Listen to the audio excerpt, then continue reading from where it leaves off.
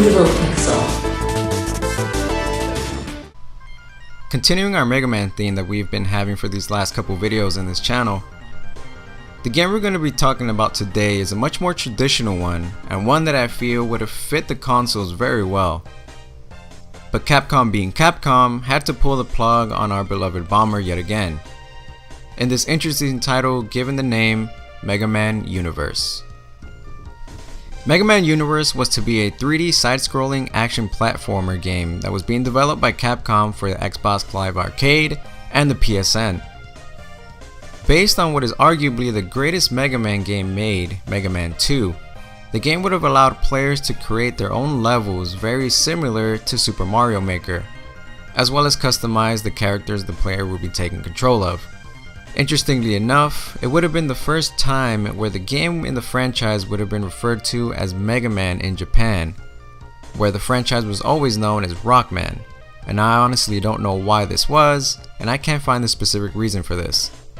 Now, due to the success of Mega Man 9 and Mega Man 10, Capcom decided to go back to the old school side-scrolling format, but with updated graphics of course, featuring rendered level designs and CG characters. Fans of the series first caught wind of this game when Capcom trademarked Mega Man Universe's name on March of 2010. And a few months later, on July of the same year, fans caught first glimpse of the teaser trailer to the game, which oddly enough featured not only Mega Man, but a few other Capcom characters such as Arthur from Ghosts and Goblins and Ryu from Street Fighter. So this made fans very curious as to what the game actually was. On September of 2010, Capcom graced us with the first gameplay trailer of Mega Man Universe. Now, as stated previously, it was then revealed the premise of the game, which was the same as that of Mega Man 2. Only the players were given the option to change up the levels to their own likings or create their own from scratch. The customization did not end there though. Players were also going to be able to customize not only how their Mega Man looks, with different armor pieces and chips that give them different attributes, but also what type of Mega Man they were utilizing, including the infamous terribly drawn Mega Man from Mega Man 1 box art. What's more interesting is the fact that Capcom said the players will be able to play as avatars of other Capcom characters such as Ryu and Arthur from other Capcom games, with even more characters coming as DLC to be announced. Then it started to make sense that this is the reason why these characters were shown in the trailer. And all of these customizations were going to be able to be saved and uploaded online for other players to play and share themselves. Another interesting yet odd fact is that in 2010's Tokyo Game Show, Capcom made a surprise announcement and revealed their first DLC character, which featured a mix of Mega Man and a popular Japanese children's show character named Gachapin. And honestly, in my opinion, while it is cool that Capcom was willing to collaborate with different companies on this iteration looks terrible. And again, just being honest, and excuse my language, but this guy looks like a green dick. Alright, let's move on. Mega Man's artist and producer Keiji Inafune stated, "We wanted to preserve as much as we can of the classic 8-bit Mega Man feel, while allowing players to project their own Mega Man into the game."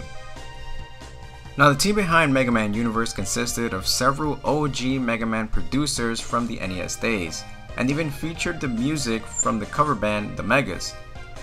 Producer Akiko Ito stated that the game was quite early in production and was currently asking for feedback on what fans would like to see in the game. Now, as some of you may or may not know, Capcom Unity serves as a forum for Capcom fans to speak their minds to the creators, and oftentimes developers would ask fans for feedback or even bring up polls to show popularity for characters to be included in games, such as Marvel vs. Capcom. And I believe this was the case with Mega Man Universe as well. Now, unfortunately, 4 months after the reveal of Mega Man Universe's gameplay, the artist and producer Inafune decided to depart from Capcom altogether. Now, that's not to say that the game did not receive any criticism. People that got hands-on with the game complained about its clunky controls and unresponsive mechanics in the game, along with a ton of criticism regarding the game's art style. People just weren't convinced. But that's not to say Capcom wasn't willing to change things up a bit. Capcom's Christian Sven Svensson stated that despite the continued silence on the game's development, it was not cancelled, even though it did experience a lot of changes due to the criticism that I just mentioned. And on March 31st in 2011, Capcom announced that the game had been cancelled due to various circumstances, but many already knew that it was mainly due to Inafune's departure. Now, the reason for Inafune's departure was unclear at the time, but after breaking his silence, Inafune revealed that the reason for his departure wasn't so much on Capcom's part, but due to Japan's falling behind on game development, stating that he felt that Japanese game development communities have lost its will to create better games. In an interview with Silicon Era, Inafune stated, more. People always want more fun and prettier graphics, right? This is to be expected, and it's not necessarily a bad thing, but that's where the problem arose. He revealed that he feels he attempted for several years to reconstruct the way Capcom develops games, with regards to budgets and innovations, with little success. This ties into why he felt the need to resign from the company. As a high-ranking salaryman rather than a creator, he says he has had no incentive to innovate beyond the certain limits. Inafune stated, "For some years, I tried the same thing from within Capcom. Take this for example. I was the head of development. That means I was actually at the top of Capcom. I couldn't go any higher.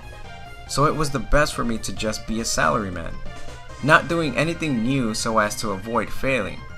Not doing anything outstanding, quietly dealing with what I was told, because if I did anything brashly and failed, I would no longer be in that position."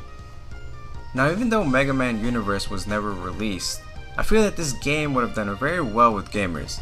I mean, look at Super Mario Maker and the impact that it had on sandbox platformers. It changed the way gamers saw 2D Mario games. And honestly, it was one of the reasons I even got a Wii U. Now, Megaman Universe could have had the potential to achieve that merit if it were polished a bit more. Many people have said that the cancellation of Megaman Universe was the first of the games in the Mega Man series to be cancelled, which caused a domino effect on the other upcoming Mega Man games, which inevitably led to their cancellation as well, such as the previously discussed Mega Man Legends 3. But of course, this wasn't the end for Keiji Inafune. As many of you may already know, he wanted to continue creating his ideal game. However, with his creation Mega Man being tied legally to Capcom, Inafune had to go another route and decided to create a spiritual successor called Mighty No. 9. And we all know how that game measured with the others. But to be fair, many suggested that Mighty No. 9's failure was due to Inafune's team being too ambitious and taking on way too many projects at once. It's really sad to see these kinds of things happen, especially with the legacy that Mega Man has left behind. Along with the fact that other games have adopted the Mega Man formula and done it even better than the original creators, such as Shovel Knight. But I bet it hurts Inafune even more to see other teams or developers take on what he has created and do as they please. But with the success that was Mega Man 9 and 10, one can only hope that these kind of things and the failure of Mighty No. 9 can push Inafune to create better games. But I digress. That is just my speculation. Thank you guys for watching. Check out some of our other videos if you like.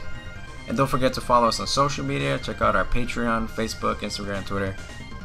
And give us any ideas for any future videos. And I'll catch you all next time.